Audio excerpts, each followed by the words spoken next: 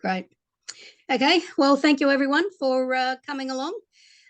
This being Yuri's night, I always like to do something that relates to space history and US and Soviet-Russian relations. This year I thought particularly I'd like to, because it is the 50th anniversary of Apollo Soyuz, look at the cooperation in human spaceflight from Apollo Soyuz to the International Space Station.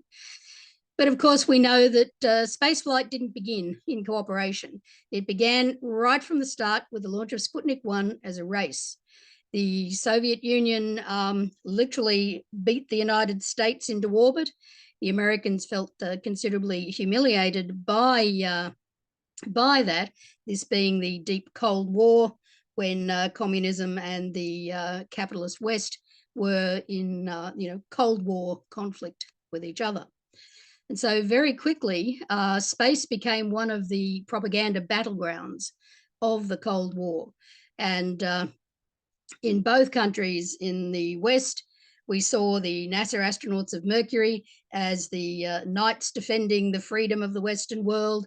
And in the Soviet Union, they saw the cosmonauts as the carriers of the spirit of communism into the cosmos. There was a lot of rhetoric of peace and cooperation, but it was not actually, the programs were at the same time portrayed as being very much as an open competition. However, behind the scenes, some interesting things were happening. President Kennedy actually, made the commitment to send the astronauts to the moon by the end of the 1960s as a response to early Soviet successes. But behind the scenes, from 1962, there were actually overtures between Kennedy and the Soviet Premier Khrushchev talking about the possibility of sharing of satellite data and potentially even a joint mission to the moon. And you can see here Hugh Dryden, the NASA deputy director at the time, with the Soviet Academy of Sciences spokesperson Blagonravov, and they met several times in Moscow. Here they are again you can see them here meeting in probably on the outskirts of what we would now know as Star City, near the Cosmonaut Training Center, discussing the potential for future joint space missions. Unfortunately, of course, with Kennedy's assassination and then Khrushchev being removed from power in 1964, none of these early discussions went forward, and instead we continued to have, both on the surface and behind the scenes, very much the moon race. Would the Soviet Union beat the United States to the moon or not? As it happened, of course, NASA succeeded with Apollo 8 and then Apollo 11 to beat the Russians, and that's considered in one way a potential triumph of the space race, but it certainly wasn't the end of the story, and it certainly doesn't indicate what was happening behind the scenes. And one of the things that often gets overlooked is that there was actually a great example of international cooperation to support human spaceflight going on right here in Australia through the 1960s. And that, of course, was the fact that we were hosting several NASA facilities, not only for tracking satellites and deep spacecraft, but also for human spaceflight. Mouchet, which was originally established near Perth in the early 1960s, supported Mercury. And then the Carnarvon site was established to support Gemini and Apollo, as well as Honeysuckle Creek being established near Canberra, also supporting Apollo. And of course, as we know, receiving Armstrong's original first footsteps on the moon. And in fact, this was an important way in which Australia collaborated with the United States in receiving television, particularly for the Apollo missions, and then transmitting it back to the US.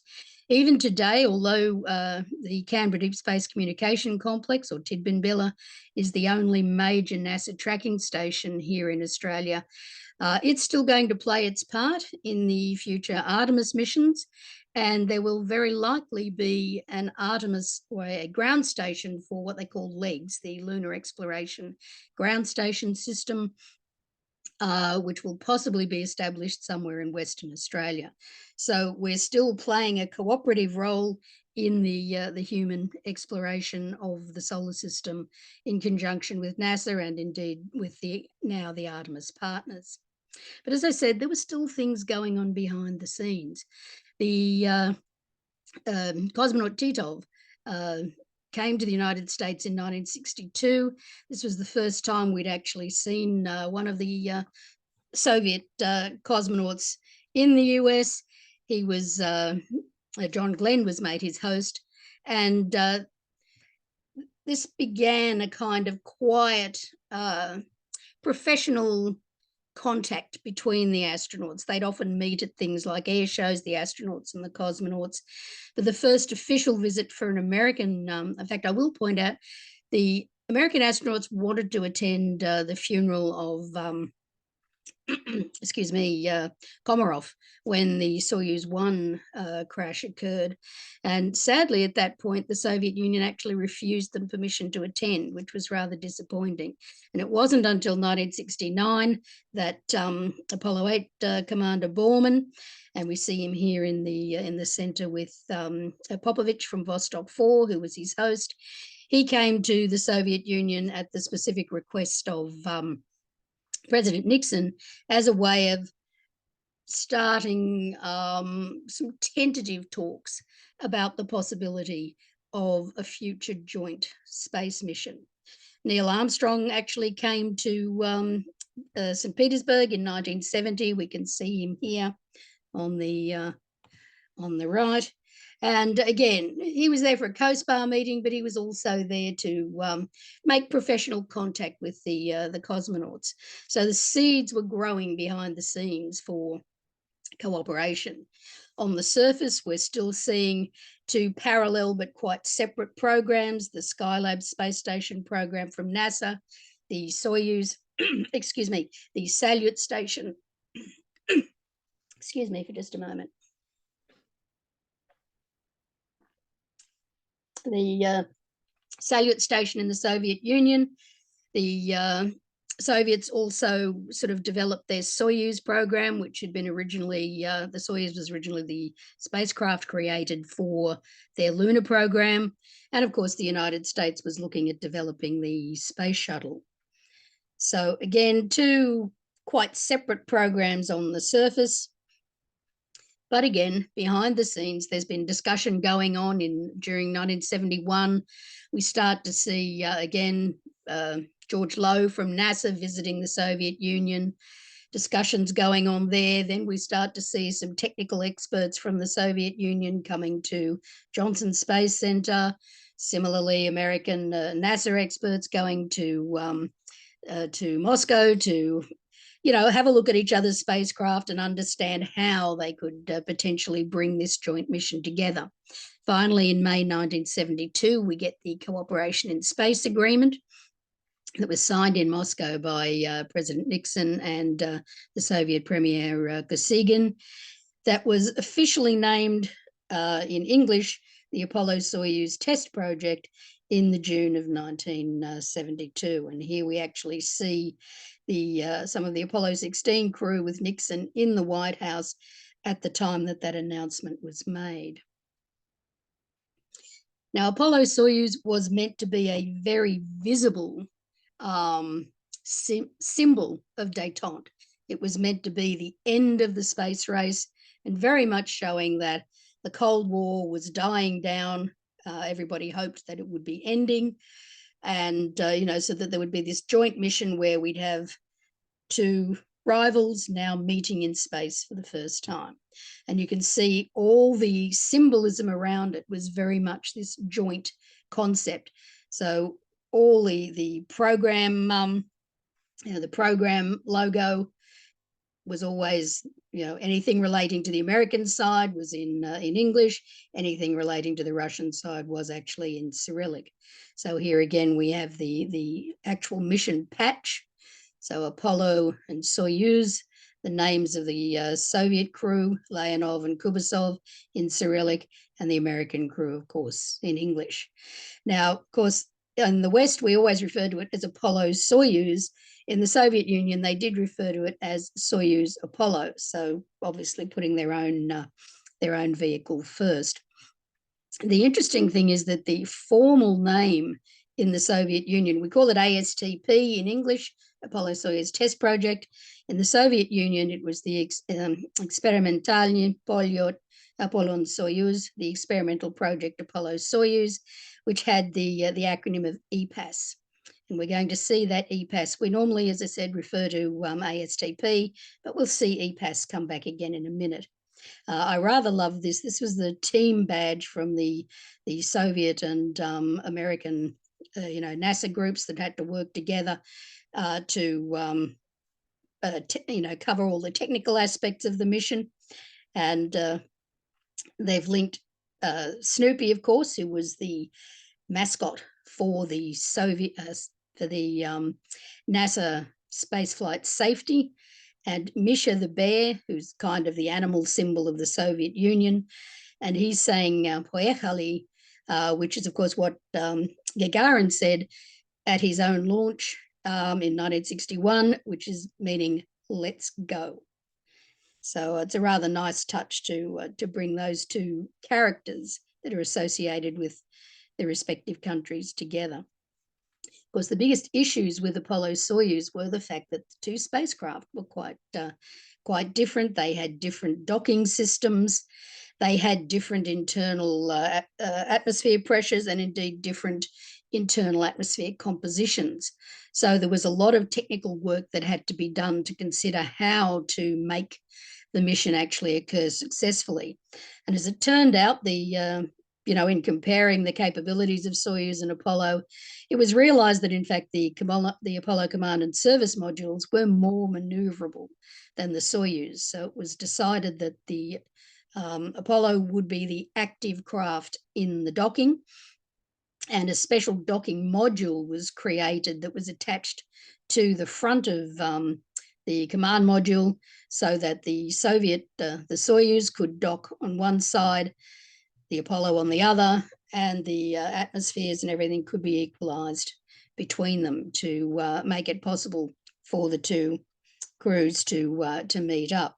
And of course, most of the Soviet crews already learned English or were learning English, but the American crews had to do the same. So here we've got Stafford and Slayton, and they're doing some of their Russian. They had to learn not only to speak it, of course, but also to read the Cyrillic. So ultimately, we had a crew of 3 for Apollo. Stafford, who of course had been the commander of Apollo 10, Deke Slayton, the only one of the original Mercury astronauts who'd never been able to fly at that time because of medical issues. He was finally medically cleared to fly, and being the head of the selector of the astronauts, he selected himself onto the Apollo Soyuz mission. And then Vance Brand was the rookie on the flight. On the Soviet side, we had Alexei Leonov, who was, of course, the first person to walk in space. And I think his first name was Valery Kubasov, who was the rookie for that flight. So they trained both in the, this new laptop has a very sensitive touchscreen. They trained both in Houston in the docking module, and of course in the Apollo spacecraft, and also in the Soyuz trainers in the Soviet Union. Of course, we saw the Apollo launch as we'd seen all the previous launches, and you'll notice, by the way, that the Apollo is being launched with a Saturn 1B rather than the Saturn V that we're used to seeing at this point. And because it's a much shorter vehicle, it's sitting on top of what they called the milk stool, which was designed to raise it up to the best height for it to connect properly to all the umbilicals and everything. And this is also the way they launched had launched the Skylab crews as well. This was also the first time that we had an opportunity to get Western reporters into Baikonur, the launch center for the Soviet Union, which is actually in Kazakhstan, as we know, and to actually get both live footage of the launch and high quality photographs of Soviet launches and the Soviet facilities. So this was a real opening up compared to anything that we'd seen before when the Soviet Union had been so secretive. For the first time, we get to see images of the Soyuz spacecraft actually in orbit. I love this photo. It's perhaps a little hard to see, but this was taken from the command module looking across to the Soyuz with, of course, the Earth in the background. And this was a similar shot from the Soyuz looking at the command module with that docking module on the front.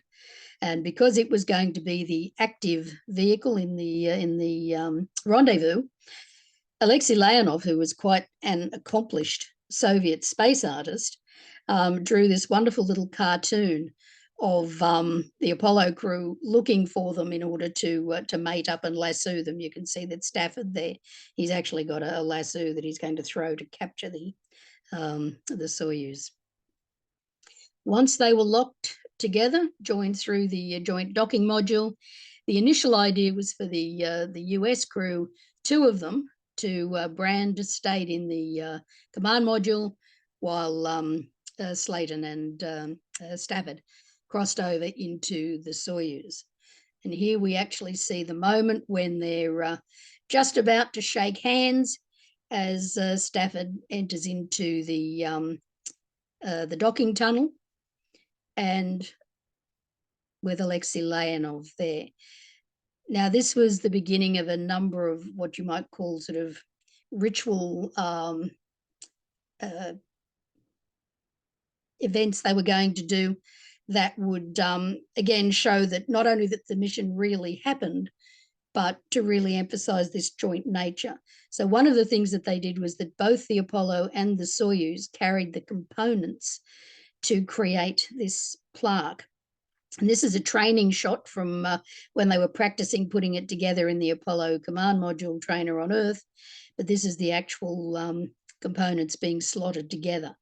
And ultimately, these components would produce two of these plaques. One would be carried back with the Soyuz and one with the Apollo. And of course, that handshake there becomes an icon of this mission and of the supposed end of the space race between the Soviet Union and the USSR. Some more of these joint activities. We've got the signing of, again, sort of two identical scrolls, and the astronauts and the cosmonauts signed all of them.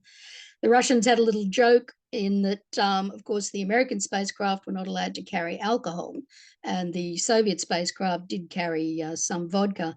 And so they actually did up a couple of tubes of borscht with labels that said vodka and gave them to the Americans to drink. There was actually quite a good camaraderie that developed between the crews. Of course, a lot of what they were doing was meant to be, it was for propaganda to show that they were all, we're all friends now. But there was a really good camaraderie that developed, as my understanding is, between the different, the two crews. And in fact, Stafford and Leonov remained friends for a very long time. Again, emphasizing the joint nature. We had joint stamp issues. This was the American version, and then you see the Soviet equivalent. They're the exact same images that were used in both the Russian and the American stamps. The Soviets did a couple of extra stamps as well. You can see the one here showing the crew plus the launch. This is a rather nice, again, another philatelic item from the Soviet side, showing not only the crews, but you can actually see this is mission control and seeing the path of the spacecraft around the Earth. And another one of the interesting, lot of philatelic material, this joint philatelic material, including, this is actually a joint American and Soviet postmark. Another interesting one, and this is where I said I'd come back to the EPAS, is that Revlon and the one of the Soviet perfume companies did a joint fragrance. So this was EPAS cologne, and it came with a Russian box and an English box, or English language box. The perfume was created in the Soviet Union. Revlon did the bottling, the distribution and sales outside the Soviet Union. So again, a rather unusual product of joint spaceflight. But at the same time as there were plans for Apollo Soyuz, of course, the space shuttle was going ahead, and another international cooperation project was going forward with the European Space Agency. ESA was interested in being part of the shuttle program, and they actually proposed that they would develop a module that was called Spacelab. This would be a pressurized module that would sit inside the cargo bay of the space shuttle in return for access to space for their own astronauts. And so in 1977-78, ESA selected its first 3 astronauts. That's Claude Nicollier, Wubbo Ockels, and Ulf Merbold. And so they were then joined by an Italian astronaut. The following year, he sadly developed a medical problem and had to drop out of the program again. But this was the beginning of ESA's astronaut corps. Now, the first Spacelab mission actually flew in on STS-9, and that was 1983, I think it was, with Ulf Merbold on board. So that usually when a Spacelab mission flew, or with quite a number of them, they would fly with an ESA astronaut as well. So the D1, for example, and this is quite interesting, this was a German mission. So Germany provided a large number of the experiments that were going to be on board this one. So they had 2, not ESA, but German national astronauts flying on this particular Spacelab mission. And here you can see them.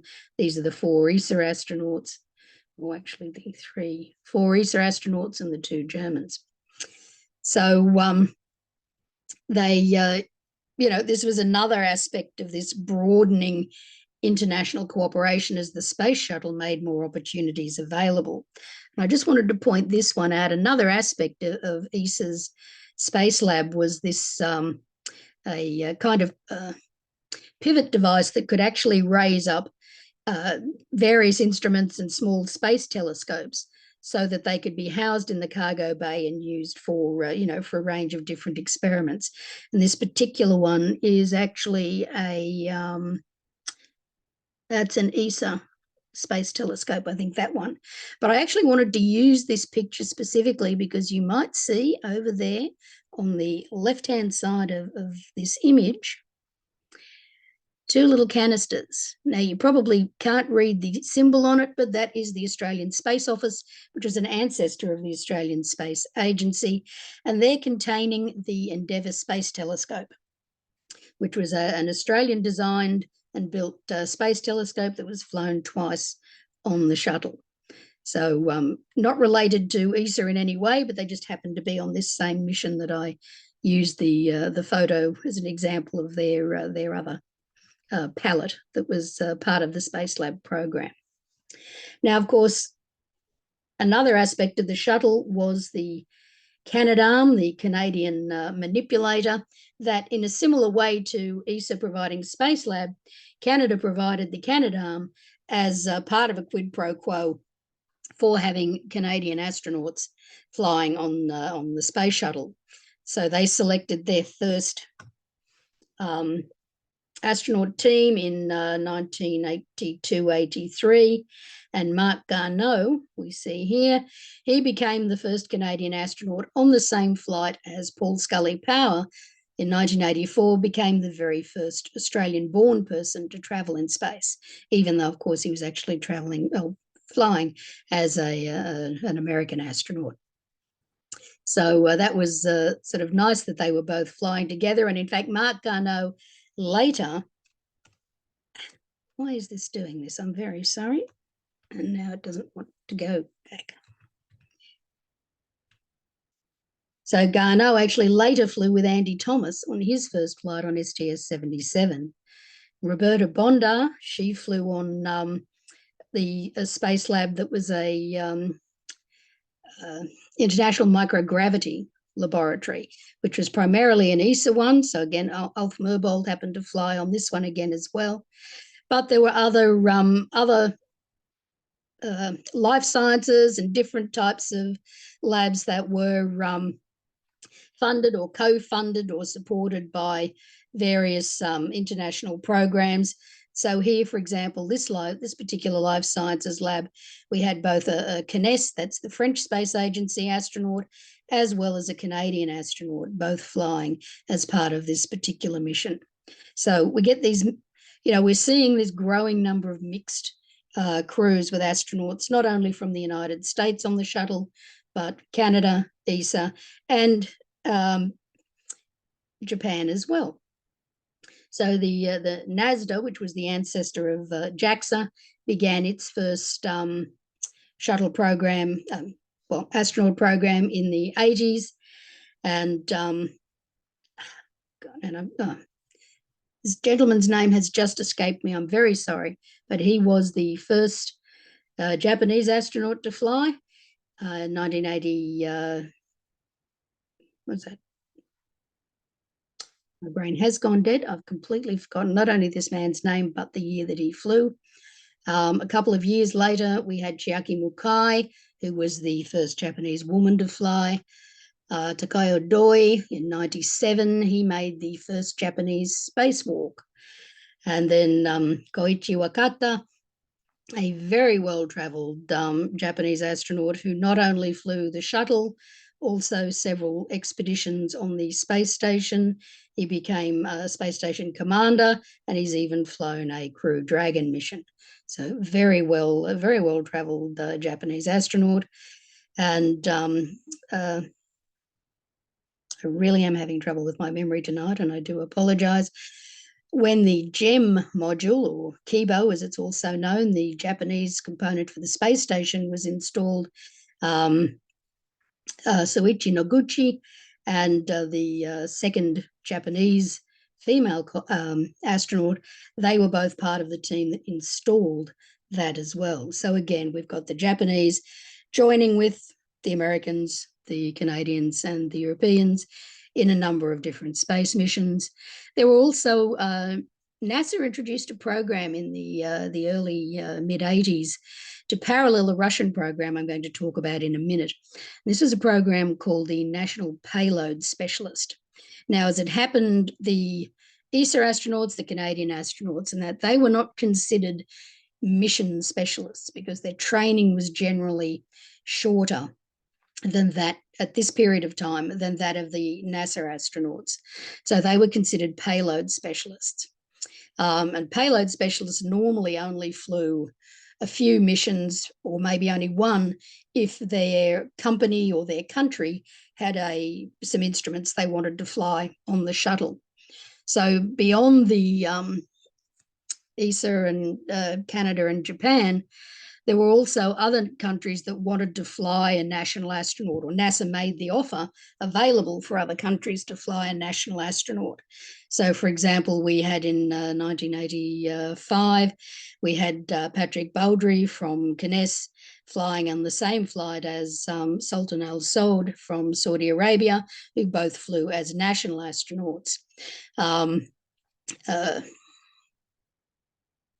Frank O'Neary, he flew in also actually on the shuttle flight that launched the second OSAT satellite.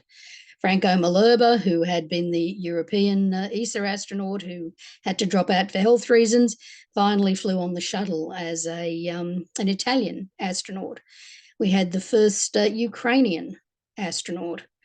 The last payload of these independent national payload specialists to fly was Ilan Ramon from Israel, who of course was very sadly killed during the loss of Columbia. But you might wonder why I'm showing you this picture here. These two gentlemen, one of them might very well have been the first Australian payload specialist during one of the early OSAT launches. Unfortunately, though, the government of the day decided that they didn't want to pay the modest additional fee to have their astronaut flown along with their the satellite.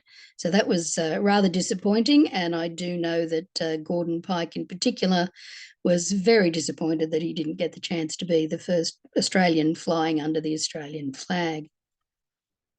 As I mentioned, the National Astronaut Program on the shuttle was actually based on a program in the Soviet Union called Intercosmos.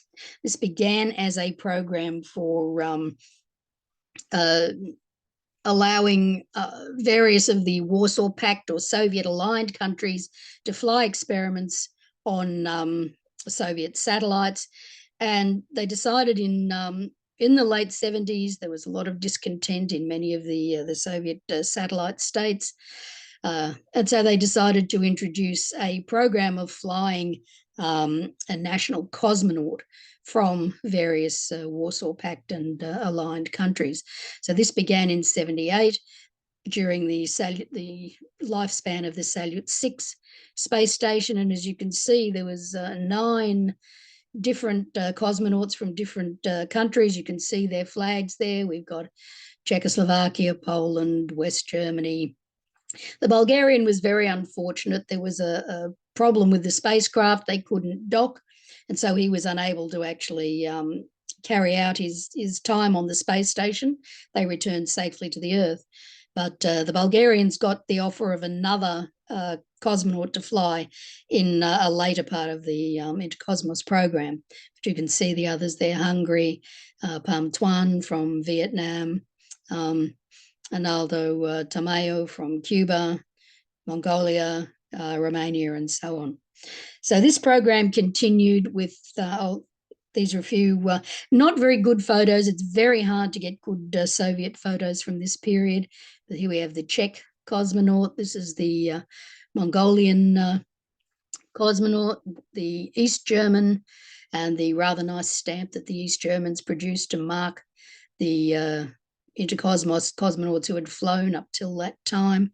Our Cuban, and I actually love this as the stamp they produced at the time, that rather than showing the usual heroic images of the astronauts in orbit, actually shows them in training. And I just thought that was a rather interesting thing. And this is Pham Tuan, the Vietnamese cosmonaut, with his mission commander, Victor Gorbatko. During Salyut 7, rather interestingly, the Soviets didn't fly so many of all these national propaganda cosmonauts, but they were interested in flying external cosmonauts, partly to acquire some Western currency for, as payment for these flights. So Jean-Luc Chrétien, the Frenchman, he flew, and he would fly again. He flew first in 82. He would fly again to Mir. And at this time, the Soviet Union was interested in cultivating closer ties to India. And so they made an offer for Rakesh Sharma, an Indian Air Force officer, to fly also to Salyut 7. And there's a couple of photos of them here. The Sharma there. Now, when Salyut 7 was replaced by Mir, the program continued, but it actually took a rather interesting turn. The very sort of last days of the Soviet Union, again, there was some propaganda intercosmos cosmonauts from Syria and Afghanistan, which of course the Soviet Union was supporting in various military actions at that time. Our Bulgarian, another Bulgarian, actually got the opportunity finally to fly as a national cosmonaut. But there was again this interest in getting some Western capital. The Soviet economy was starting to suffer very badly by the late 80s. So we have Jean-Luc Chrétien flying again from France. Toyohiro Akiyama is interesting. He was actually a Japanese journalist, and his TV station paid for him to spend a week on the station. Helen Sharman was also an interesting case. she was part of a program in the UK where the funding was raised primarily from private individuals, from corporate donors, even from school kids. They actually sold T-shirts for the Juno mission in order to help raise money for Helen Sharman's flight. And then the last of the intercosmos cosmonauts during this period was Franz Weibock from Austria. So again, just a few photos of them. So here's the Afghan cosmonaut up here. We've got the Chrétien. Oh, actually, no, that's Tognini, who was no, sorry, that is Chrétien. And beside him, you'll notice a very young Sergei Krikalev. And you might recognize his name because he has been a very well-flown cosmonaut. He flew on the shuttle during the Shuttle Mir program. He flew several Soyuz missions. He's flown to the International Space Station. The Japanese journalist, Helen Sharman, and then the Austrian cosmonaut. After the fall of the Soviet Union, very much there was again this need to acquire Western capital into the Soviet Union generally, and particularly into the space program. And so the USSR began, or now Russia, began offering seats to Western countries to fly national cosmonauts and space tourists. I'm not really discussing the space tourists in this talk because that's less an example of international cooperation than it was purely a monetary aspect. Whereas here with the flying the national cosmonauts, there was the, at least the concept of having international cooperation and collaboration. So we had a cosmonaut from Germany. We had a Kness cosmonaut who flew, and that was Michel Tognini. And in fact, he later flew on the space shuttle and initially began as a Kness cosmonaut or astronaut, and then became a member of the ESA team and a NASA mission specialist, I think. Jean-Pierre Hagneray and his soon-to-be wife, André Deshaies, they flew missions on the to Mir, and then, in fact, Hagneray flew 2 missions to Mir, the second one in conjunction with a Serbian cosmonaut, and Claudi, she flew 1 mission to Mir, and then another on the space station. So again, we're seeing this as space activities have expanded, the ability of astronauts or people to fly in space. They could fly as cosmonauts and American astronauts. They could actually be both.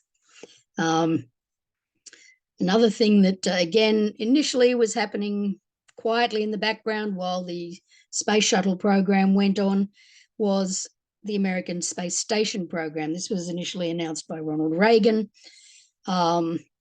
It became solidified, for want of a better word, as Space Station Freedom in the mid to latter part of the 1980s.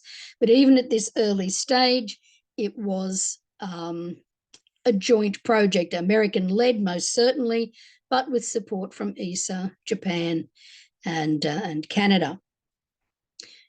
But the Soviet Union by this time had a lot of experience with space stations. Apart from Skylab, the Americans had very little. And so they really had none after Skylab. So after the fall of the Soviet Union, partly to prevent a lot of Soviet specialist space engineers and things from migrating to countries that the US didn't want them to migrate to, the United States was really keen to learn from Soviet experience with their space station program in order to prepare for the program that eventually became known as the International Space Station. So they instituted what was known as Shuttle Mir. And following that same tradition as we saw with Apollo Soyuz, the mission patch, or the logo patch, has both American and Russian. So we've got NASA Shuttle and RKA, that's the Soviet, Russian Space Agency, and then Mir, of course, the name of the spacecraft. So they would fly the shuttle to dock with the Mir space station, but also American astronauts could travel on the Soyuz to Mir as well. And some Russian cosmonauts would fly on the space shuttle up to Mir or on space shuttle missions. So these are the 7 astronauts who flew to Mir. Norm Thagard, he was the first, and he flew in the Soyuz, so the very first American astronaut to fly in a Soviet spacecraft, or a Soviet-era spacecraft. David Wolf, Shannon Lucid, the first woman American astronaut to, in fact, the only American woman on as part of the Shuttle Mir program, and she actually set a number of space endurance records at the time. And Andy Thomas, of course, was actually the last astronaut on Mir during this program, because by the end of the 1990s, the space station was ready to come together.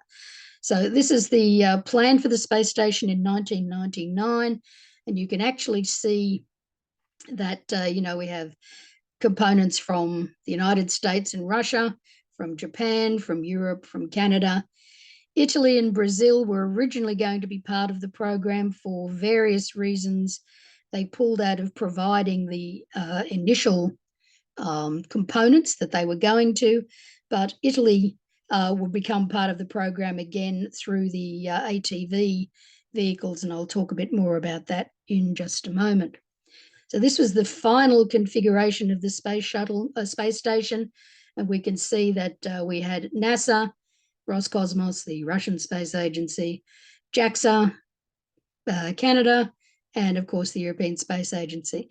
They're all contributing aspects to the station. The United States provided the largest number of components, but various important working modules and experimental modules have been provided by the other countries.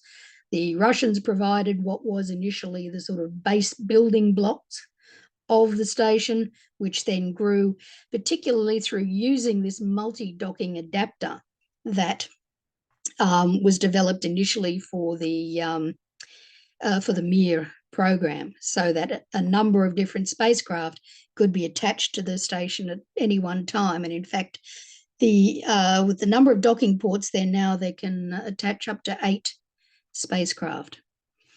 So the main countries involved, of course, or the main agencies involved: NASA, Roscosmos, CSA, JAXA, and ESA. And you can see that from this map, these are all the different parts of or the different countries and different facilities that are involved, and you can see it is truly an international venture to be operating the station. And this couldn't happen if there wasn't really good cooperation between the different countries and the different centres. This is something that's been very much learned through particularly the Shuttle Mir program in the lead up. This, of course, is the station in its completed configuration. And this is actually a photo taken only a couple of days ago. You can see the Crew 10 Dragon here, the couple of Soyuz spacecraft attached, and a couple of Progress cargo vehicles. Because a ship the size of the space station needs a lot of supplies. And this has been another interesting example of international cooperation. So we've had the Progress vehicle. Well, in fact, the shuttle, while it was operating, was the biggest carrier of supplies to the station because it had the largest cargo capacity. But the Soviet, or originally developed by the Soviets, the Progress vehicle used to supply the Salyut stations in Mir, now is used to supply the ISS. The Japanese developed a cargo module, the HTV. The Europeans, which was built in Italy, developed the ATV, another cargo module. Then we've now got, since, what was that, about 2017, 2018, We've got private companies servicing the ISS as well. So you've got the different types of Cygnus modules and, of course, the cargo dragon, analogous to the crew dragon, that brings up supplies as well. Canada, of course, has provided its second version of the Canadarm that not only collects each of these modules, apart from Progress, which can dock automatically itself, all these other modules are actually grappled by the Canadarm and drawn into to a docking port so they can be unloaded. Canadarm, of course, also provides a pretty good stable work platform for the astronauts. So an average crew these days on the International Space Station is 7. I mean, the crew started with 2 or 3 and it's grown over time, so that the largest crew they ever had was actually 13. And this was in 2010. And you can see we have the Russians in the dark blue tops, the Americans in the light blue tops, and we have a couple of Japanese, one of whom flew up on an American mission and one who came up on a Soviet or Russian mission. We've had, up to 4 women on the station at the same time. We've had the crews, they meet. The main meal of the day they will normally share together. And that's often usually in the Russian segment, because that's where they have a large sort of table which forms a dinner table. I love this photo. This is the group. They're all wearing the T-shirts of the space band. So different astronauts and cosmonauts and other space travelers who've been to the station have played musical instruments, and they formed a sort of band. At one point they made up a T-shirt. They're actually called the Crying Seagulls in Russian, and this is the Russian T-shirt for the Crying Seagulls. They celebrate events. So here, for example, we've got, this is celebrating Russian New Year. New Year is much more important in Russia because of the early Soviet period where they wouldn't celebrate Christmas. New Year became really important. So it's still a big celebration in Russia. And this is both the American and Russian crews celebrating Russian New Year. And of course, they're working together. The astronauts from the different countries don't just work in their own modules. They can work in, and share projects and experiments in other modules as well. So we've got Thomas Pesquet, the European astronaut, here working in the American module. Now, I just wanted to throw this up. I don't expect you to read it at all. I just wanted to show that range of people, range of nationalities that have been represented on the station at different times. You can see we've got obviously not only Russians and Americans, we've got Germans, we've got Japanese, we've got French, Italian, Danish, so quite a different range of people from different countries at different times. And they've all had to learn to work together. They've had to put aside whatever nationalist differences they may have, whatever differences of preference for food and so on. Although each of the different astronaut groups has their own, or many of them have their own national space food. The Japanese, for example, the French and so on. Visiting astronauts and cosmonauts like the South Korean, Soyeon Yi, she had Korean space food. They will share their space food around as well and make space food of different types. Try experimenting with the fresh food that they're growing or that gets delivered from the different cargo vehicles, because food is a great way to bring people together. We've had a number of different nationalities. There have been commanders of the space station. We've had, the most has been the Russians, and Gennady Padalka, I think, he's been 4 times commander, so he's been the commander the most times. But we've had obviously a number of Americans. We've had Japanese space station commander. That was Koichi Wakata the first time. Samantha Cristoforetti, who is Italian, of course. De Win, the Belgian, he was commander at one point. So just for example, we've had a number of different nationalities, again, not necessarily obviously from the dominant countries of Russia and America, commanding the space station. So I think this is all a great example of people working together here, celebrating the 20th anniversary of the permanent occupation of the shuttle. And this was when Shannon Walker, who was Auntie Thomas's wife, was the space station commander. Now, today, of course, we are looking at going back to the moon, and there's a new international project that is focused on bringing the Artemis program to fruition. And this has been, of course, Artemis began again as a NASA and American initiative, but it's brought together a number of major space agencies, as you can see there, a number of those space agencies that are going to build components or potentially build components for the Lunar Gateway, depending on how the program develops from here. And at the moment, of course, we have 54 countries as of earlier this month that have now signed up to the Artemis Accords. The set of brain's just gone dead. The set of concepts that they all agree to support in going forward in supporting the exploration of the moon and onto Mars. And this map actually shows you the range. I think this is a good way of visualizing the countries that are actually involved in the Artemis Accords. And Australia, by the way, if you don't know, was actually one of the founding signatories to the Accords. Now, I haven't mentioned the Indian or Chinese programs directly because they've been largely self-contained. They've not had spacefarers of other nations joining their programs at this time. However, China is now developing its International Lunar Research Station, which is effectively a, I don't like the word rival, but a rival to the Artemis Accords, and a number of countries, including India, are looking to join that program along with Russia, China, Brazil, and other countries as well. So hopefully we won't see a new Cold War conflict on the moon, and that we will in fact see human spaceflight going forward as internationally cooperative rather than internationally competitive.